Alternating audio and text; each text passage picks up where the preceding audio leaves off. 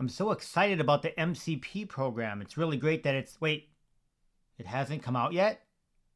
I thought it was supposed to come out this year. Wait, last year? Wait. Hi,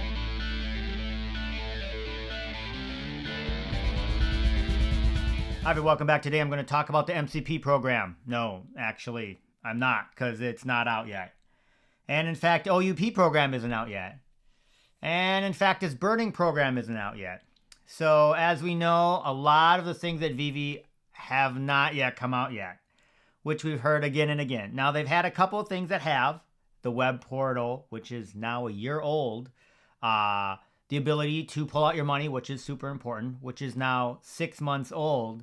So it's really frustrating. And even me as an optimistic person, I think most of the time it's not that I focus on that, but you have to be honest with yourself. Anyways, today I want to talk a little bit about my mindset, what I'm thinking going forward, and just really some of the stuff that I do that is not Veve.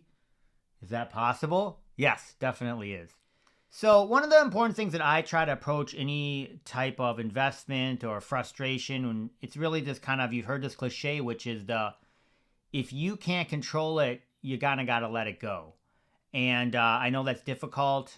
Personally, I find that difficult. And as a person who likes to, affect change and do this and do that, and I do have a lot of different things that I have experience with. It is frustrating, especially when you're dealing with, a passion project that you've been involved with, like Veve or collecting or whatever it might be.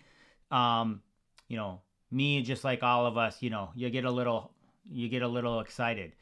But it is kind of, you got to look at it from a, much larger picture. Try and take a different perspective on it, go outside and touch grass, like they say. And I definitely try and do all of that. So talking a little bit about some of the stuff that I try to do is, one of the things, I live in Minnesota, and so we have this long winter, which lasts, really, it's really hardcore for about 3 months. And after that, the weather gets great, and you can go outside and do all kinds of different things.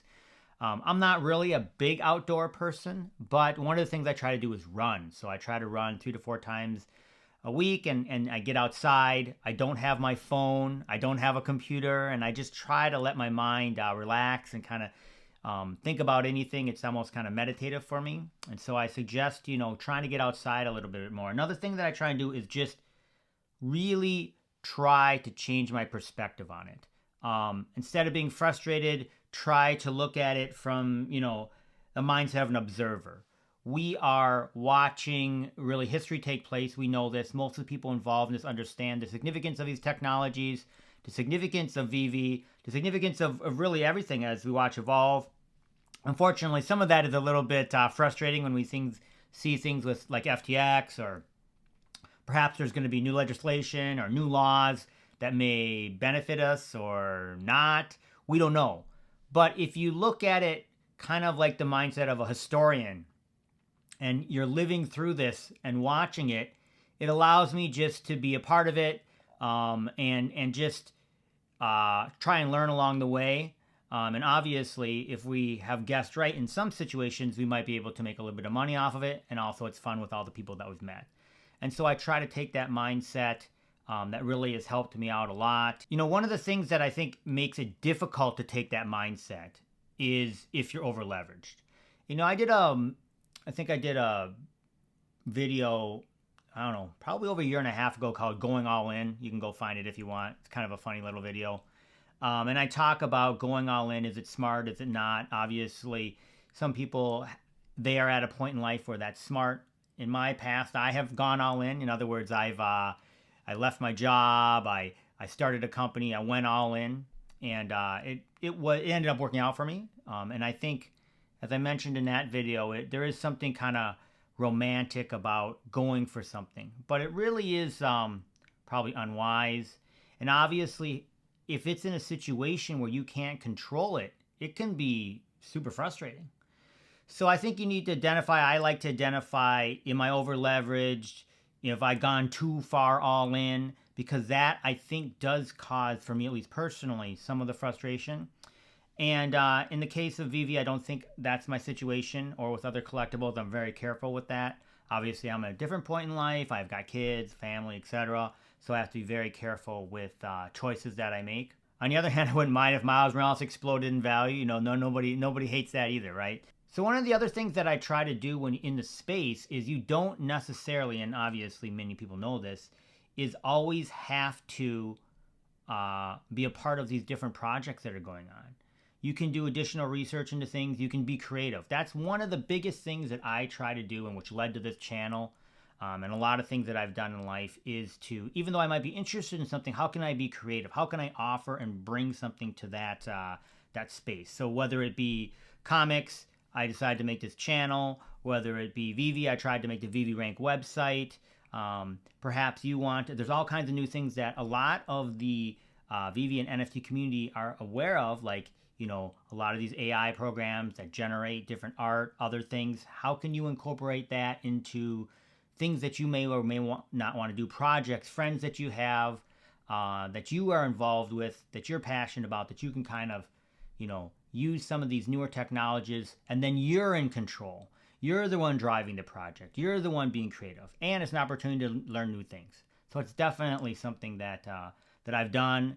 I want to do more of over the next year. You're going to see some stuff if I have time, and I am freeing up more on time now, so that's great. Now that you've made it this far into the video, I'll add a couple other housekeeping things. I generally do that beforehand, but I appreciate all the people that watch my videos, and that is that the Sleeping Comics version 2 hats will be announced very soon. When I say very soon, perhaps sometime in the next 10 days, there will be a link. I will tell you that people who bought the first version have already been contacted, and they are able to buy their additional mint.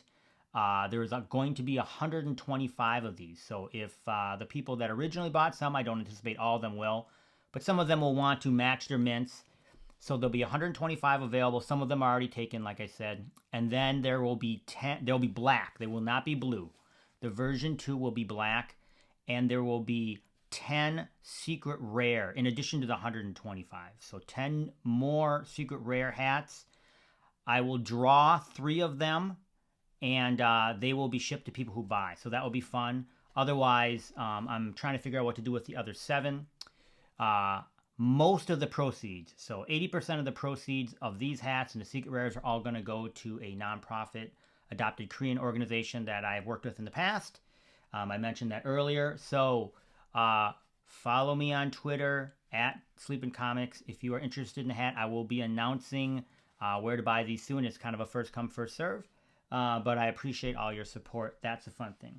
So other than going outside, I mean, sometimes it's, you know what's good is to just basically do something else. So I'll talk a little about some of the stuff that I'm involved in and give you some ideas, but of course I'm sure you have many more. And really what I enjoy is, of course, getting together with friends, working with my family, working with my kids, whatever it might be. They take up a lot of my time. But I'll just show you a couple things. So number one, I've been playing this card game, Marvel Snap. I've talked a little bit about it. I've tweeted a little bit about it, and I know a lot of other Veve people are interested in it, and I know a lot of people who collect comics are interested in it. It is a super fun game. In terms of mobile games, some of them can cost quite a bit of money, even though they say they're free to play. Marvel Snap is actually very free to play. And I have spent some money on it to get some cards, but for the most part, it has not, and it's a really fun game. Each of the, I'll let you can investigate it for yourself, but basically you play these games and they last literally 2 minutes. Then you're on to the next game. So if you had a couple minutes here and there, you can pick it up and play. I definitely have. And there is a group of Veve people that get together and kind of share games, play each other and whatnot. So if you're interested, definitely DM me on Twitter. Another thing that I've been doing really since I was a kid in elementary school is I get together with some of my friends and play Dungeons and Dragons. So if you do not know what Dungeons and Dragons is, just search it. There's all kinds of different guides on YouTube that tell you how to play. But basically, it's a fun game where you do different things, you roll dice, but really it's an excuse for me and my friends to get together, hang out, have a good time, kill some dragons, and have fun. So that's another thing. Another game, if you're not into role-playing games like that, is another card game that I have for you is Marvel Champions. So this is a card game, physical card game. Marvel Snap, the one I was talking to you before about, is a mobile online card game. This is a physical game. You collect the cards. It's about $50, I think, for the initial set, and then you get a bunch of heroes. You get a group of players. You can play with only 2 people. You can play it solo. I've done that. You can play with up to 4 or 5. I think up to 4 people total, maybe. I'm not sure. And that's the most I've ever played with. But you work together as a team, so you're not going against each other. And then there's this bad guy, and then you pick a particular hero. They have a bunch of cards, and then you customize it for yourself. So you could, if you're playing Spider-Man, there are some kind of core set cards for Spider-Man. But then there's all kinds of different ones. You could trade it out and have a different experience every time you play. And then you're working together with your other friends or family. My daughter and I have played it quite a bit. So another one to try if you're super frustrated with Veve or NFTs or investing or all this other stuff. Definitely something that you could try. And that's what I got for you this week. Try to stay positive. Like I said, I try to look at my mindset, control what I can control. I thank you all. I'll talk to y'all soon.